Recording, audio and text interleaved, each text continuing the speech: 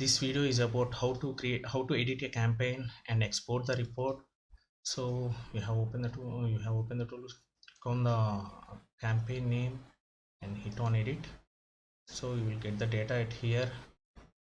You can also update the site values and everything.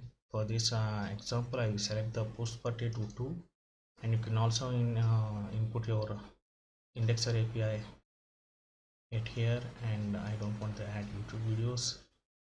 And this is how you can update the existing campaign. In order to export the data for the keyword and the URL and the submission date and the status of the submission, you can click on the export data. It will ask where to which location it will import the CSV file. You can select that one. I will say as site report.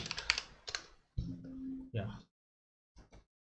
and once you have done that, click on save, and this is the way you can edit the campaign, or else or the export the data of your campaign in the AI Content Poster Pro. Thank you for watching.